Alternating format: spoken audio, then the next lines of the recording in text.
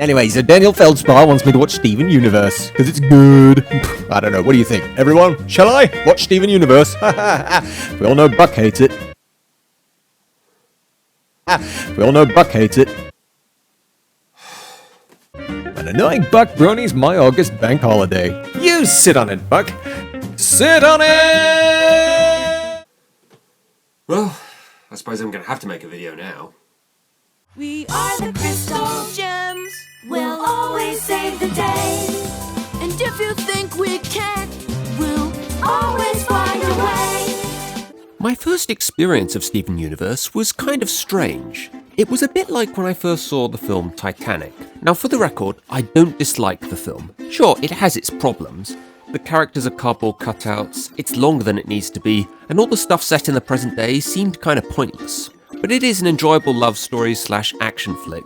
But if you ask me, the bigger problem I have with this film is that before I saw it, people kept talking about it like it was one of the greatest films ever made, and the awards and critical acclaim it received was fucking insane.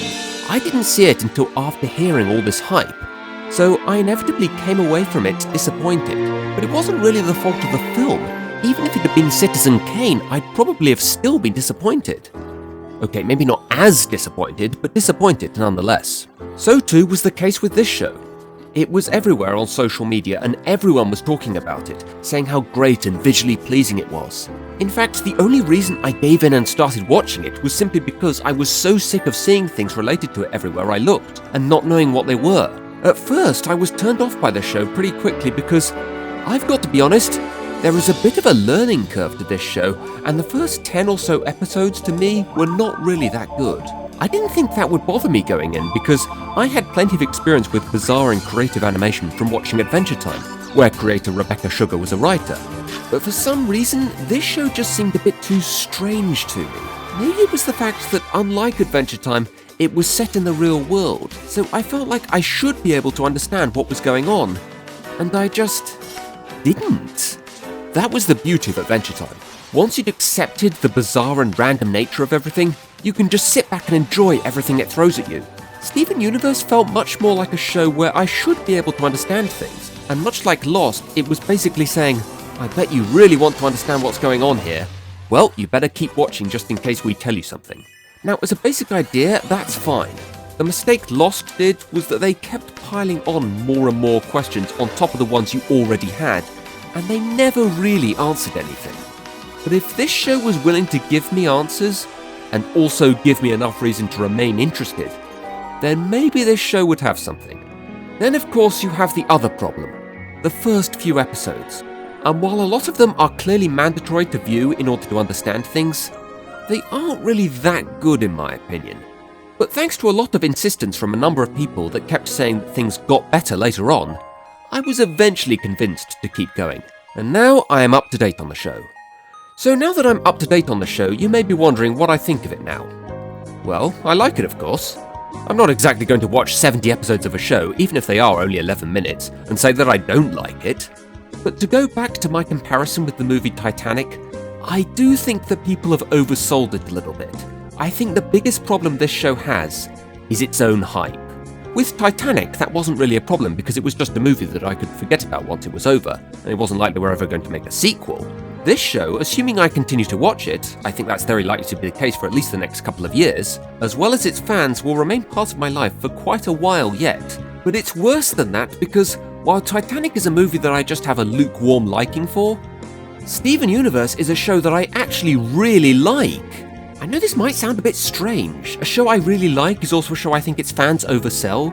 But think of it like someone presenting you with the new iPhone and telling you it will cure cancer or make you more attractive to the opposite sex. It's a good phone, but it's not going to do that. Actually, now that I think about it, Apple probably claim that there are apps for those things. But I digress. So what is it about this show that works so well? Well, I think the first thing that really draws you in is the kind of fascinating nature to just the basic concept of the show. It's one of those premises like Avatar: The Last Airbender that are a pain in the arse to explain, though I'm still impressed by how the intro to that show was able to do it, but are absolutely fascinating to watch unfold before you. While I still maintain that the first few episodes are not that good as episodes on their own, the slow world building that they present is really good. Fusions in particular are fascinating, and the idea that you can share another person's existence while at the same time basically being another person. It's not something I can ever remember seeing in any other form of fiction. But the real major thing that makes this show work is the characters. Though ironically, I did not really like the main cast when I first started watching this show. I think it might have been because I was expecting a larger cast, kind of like what you have in Adventure Time. But due to a much tighter cast of 4 main characters, 5 sub-main characters, and a few other groups of characters that you see now and again, this show is able to make these characters some of the most well-defined I've ever seen in a children's show. Most characters I love, I just enjoy watching them. But these characters I love because I really feel like I understand them so well. Stephen is the eternal optimist that sees the good in anyone, but can still be a little naive due to his still being a kid. Pearl is paranoid and maybe a little lacking in her own abilities to lead the Gems and raise Stephen right, but also maybe sees Stephen less as a person and more of something she promised Rose she would do for her. Amethyst is clearly the youngest of the Gems and therefore takes what they are doing the least seriously, and she suppresses a lot of her anger for the fact that Rose isn't around anymore, since she knew her for less time than the other two. Kinda reminds me a bit of Raven from Teen Titans in the way she rarely allows herself to become too emotional, and she maybe has the least faith in her own judgment, but the most faith in what Stephen says, and does the most amount of physical work. Greg kind of confused me at first, and I thought the fact he didn't live with the Gems meant he was a bit like Voldemort's dad, and he left once he found out what Stephen was. But no, we see quite clearly in later episodes that he has a fairly healthy relationship with the Gems, maybe even a bit of a history, but I'll get to that later. He is also very much devoted to being a good father to Stephen. So here is what puzzles me. If Greg is a good father who cares about Stephen in the same way any father would, why isn't he in his custody? Did he just think the Gems would do a better job raising him? Heck, even if that is the case, why doesn't he at least live with them? That house looks big enough for one more person to live there, especially considering Stephen is the only one who needs a bed.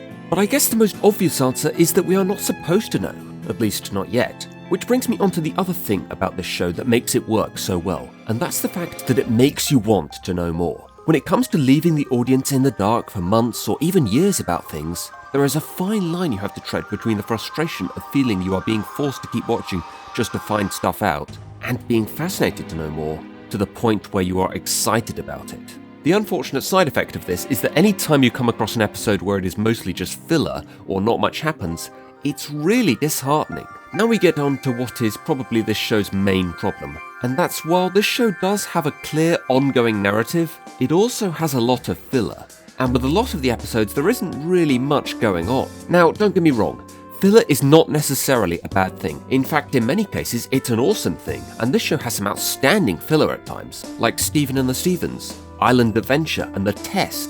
Those are all outstanding episodes, but the fact that they are nothing but filler does leave you a little disheartened.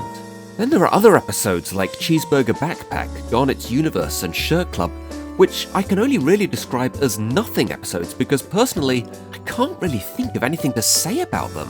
But whatever kind of empty episodes or dead wood you might find in the show is more than made up for in the really great moments this show produces. These for me come in 2 forms, comedic and emotional. While the comedy in this is outstanding in many places, it's the overly emotional moments that really helped convince me that this was a children's show worth my time watching. Amethyst hugs Pearl in On the Run, which reminded me a lot of the famous hug between Raven and Beast Boy in Teen Titans. Pearl yells at Stephen thinking that he is Rose in Sworn to the Sword, and the heated arguments the two of them have in Rose's Scabbard.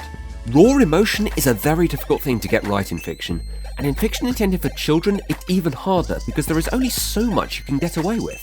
Everyone praises the hell out of The Lion King, but there is one particular scene in that film that no one ever seems to talk about, and I've always thought was a bit undervalued. It's the fight Simba and Nala have. Oh no, not that one, the verbal one they have right after Can You Feel the Love Tonight. It starts out as just a few questions from Nala about what he's been up to, but as the conversation goes on, it gradually becomes more and more intense until Simba turns on Nala and yells right in her face before storming off. It's a very realistic portrayal of how people argue without it getting too much for kids to handle. For years I've been hoping for something else in children's entertainment that was able to recreate this kind of emotion. So it really does thrill me to see a lot of scenes in Steven Universe that are able to pull this off. I hear very natural exchanges of dialogue between the Gems and Steven as well, and I actually think a lot of this dialogue might be loosely based on real discussions the writers have had with their friends and family. I'm so sick of every single event or exchange of dialogue in a story having some kind of important plot point to it. Why can't characters just talk and act like real people every now and again?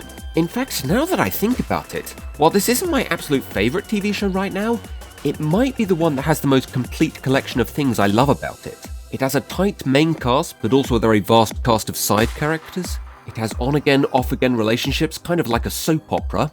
It has the setting of a small town, but can also expand out and give you some major world building. It has great visuals and great dialogue. It can be a slice of life show and a fate of the world story, sometimes both at the same time. It has a new story each episode, but also has a clear ongoing story arc so that long-term fans have a reason to keep watching, but new viewers don't feel lost.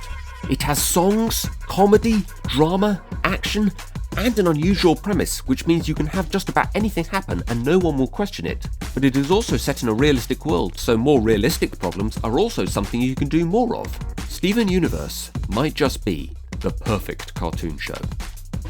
We are the Crystal Gems. We'll always save the day. And if you think